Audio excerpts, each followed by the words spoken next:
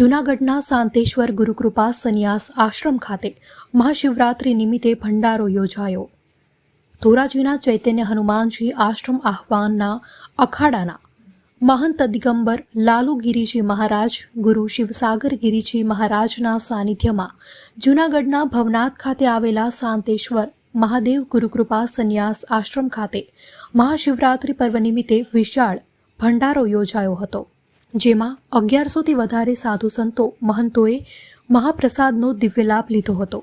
ભંડારાના દિવ્ય કાર્યક્રમને મૂળ ધોરાજી આશ્રમ ધરાવતા અને ધોરાજીથી માખિયાળા નવદુર્ગા આશ્રમ તેમજ ભવનાથ ખાતે શાંતેશ્વર મહાદેવ મંદિર ગુરુકૃપા સંન્યાસ આશ્રમના મહંત દિગંબર લાલુગીરીજી મહારાજ ગુરુ શિવસાગરજી મહારાજનું સાનિધ્ય પ્રાપ્ત થયું હતું।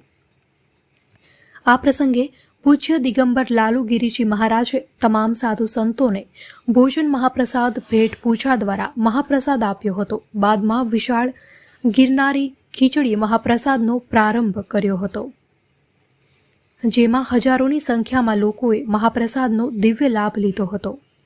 અહેવાલ વિમલ સોંદરવા, ધોરાજી।